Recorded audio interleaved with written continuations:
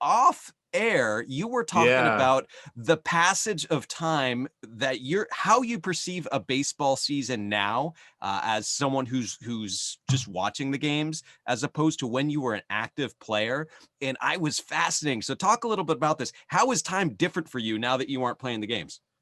Yeah, Grant, it's been it is wild, and I thought that this would be a really interesting perspective and something to share. It's like the experience of time and how it's like completely shifted. And like I was going over like the MLB and like all the things that are going on because this weekend was all Giants and Dodgers here in San Francisco, and I was like really into that. And then I was like, all right, let's get a broader perspective of the league and like what's going on. And so as I was looking, I was like, holy cow, so much has shifted from like I feel like I looked at it like 4 days ago, like really closely. And then like all of a sudden, like the Rays have 11-game win streak. I look at the East Division and like the Braves are all of a sudden 1 game back. And they were like, it seemed like they were way out of there. And so I was just like, man, like time is absolutely flying. Like these games and all this stuff and these streaks and the flows of the teams are happening so fast. But as a player, every single day you put your whole off-season work in and you like just grind and you work out and every workout is painful and it's all planned out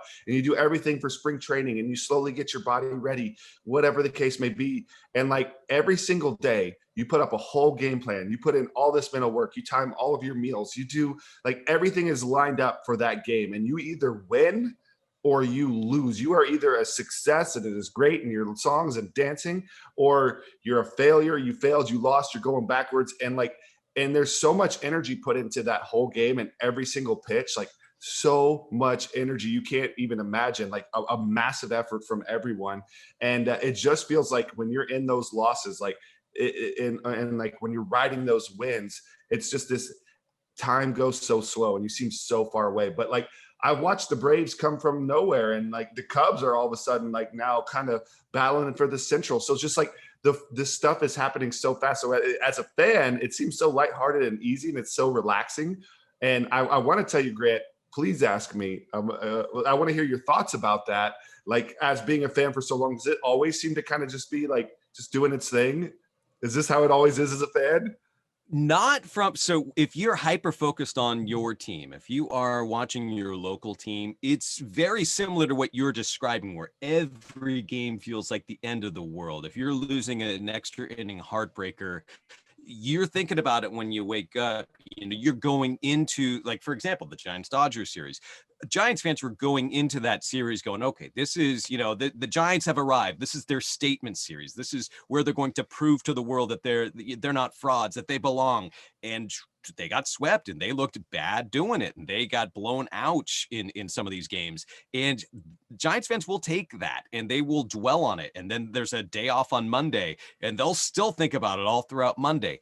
But when it comes to all of baseball, if you're trying to follow all of baseball, like forget about it. Yeah, it's like you look up and the Rays have won 11 in a row. Whoa, where I thought didn't they trade Blake Snell? I thought they were doing no wait. Oh, that sort of stuff just pops up. All of a sudden you've got players you've never heard of and they're having all-star caliber seasons. Or I remember when Jacob deGrom was a rookie, all of a sudden like he's rookie of the year and he's like 26. It's like, well, who is this guy? I wrote like a full article about the rookie of the year candidates in August in the National League, and I didn't even mention his name once. And all of a sudden it's like, no, he's like the best pitcher in the world. Yeah. That's how national baseball is for a fan. It comes at you quick. Who is this long-haired guy throwing fuzz balls as hard as he can? He's a wild, crazy man. And now he's cut his hair and he's super professional. And granted, he was professional even when he had the long hair. But I thought he was like the wild man. But he is like pro. But I want to talk also, Grant, and you're right, because it does feel like, man, that was the Giants' opportunity to make a statement. And man, was that like dagger on Sunday pretty rough.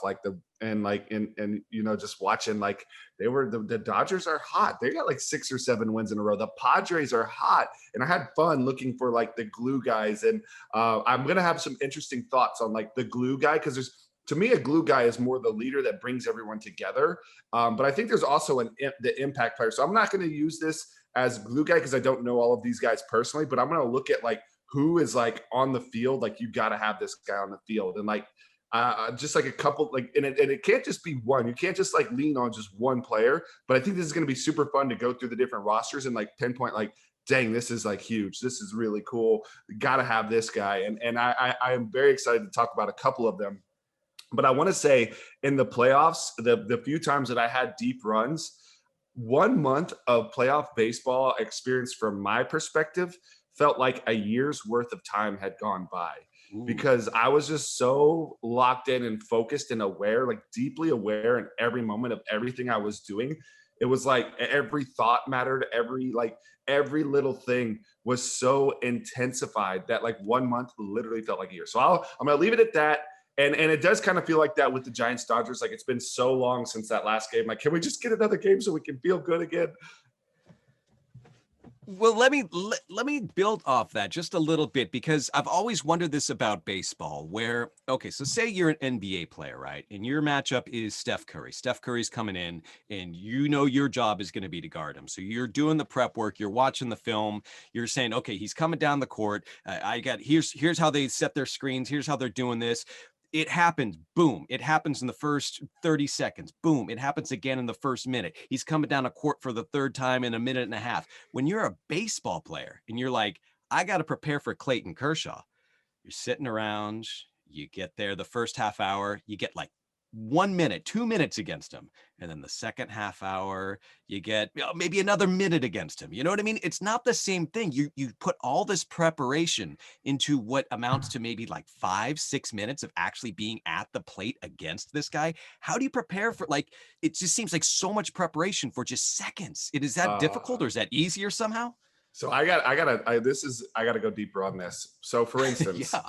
let's go with like who you're setting up for. This is what you're doing because it's not even minutes. It's like instants that you're not even like fully necessarily conscious, like as a hitter. What you're preparing for when you're watching this is you're watching the timing, you're watching the location that he's throwing pitches, you're watching the speed, the angle, how he's getting people out, how people are getting hits. So you're trying to calculate how you're going to have the best approach to succeed off of this pitcher. So you want to see who's hit him and where have they hit him and why have they hit them there. And usually I'm only watching right-handed batters versus whoever. So like for instance, Kershaw, it's going to be like I'm just going to guess that like he's throwing tons of sliders and I've already talked about Kershaw. So let's do another pitcher. Wainwright. Let's do Wainwright.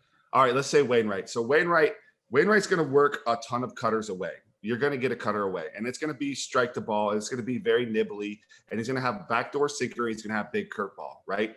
So like a lot of if he's coming in, it's going to be in off to get you off, and he wants to get you out away. And he wants to get you out with like a backdoor sinker that's like ball to strike, and he wants to get you on a cutter that looks like a strike and comes for a ball. So it's like as soon as you like take that cutter, he's going to throw the backdoor sinker, and then as soon as you like start leaning out there, he's gonna buzz you up and in, and then as soon as you like take that, then he gives you the curveball that looks like the buzz up and in, but comes in for a strike, right? So you got to like be like, all right, where do I think I can beat Wainwright? I personally am going to go. He's throwing me cutters and sliders, so I am setting up my whole day.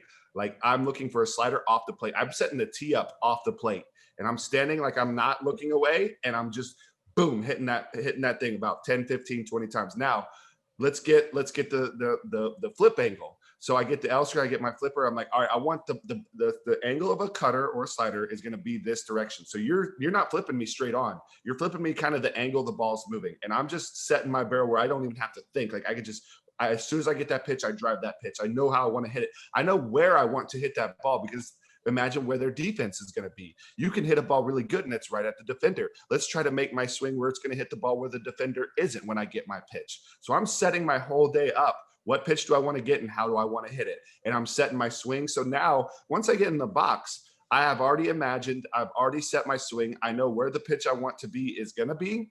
And I know where my swing needs to be and where the ball's supposed to go. So like maybe I even want to pull an outside pitch for a homer.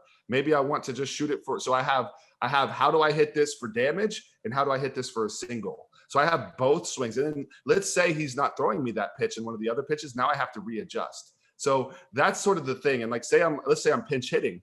I remember like I'm going through like what pitchers are available, who threw yesterday, who's most likely coming in today, and what pitch are they going to throw that I think I can punish. So I would sit there and just imagine sliders or imagine the fastball that they throw, and I would just like take my barrel through where it needs to be to hit that. And you have to do it. You have to anticipate and do it ahead of time.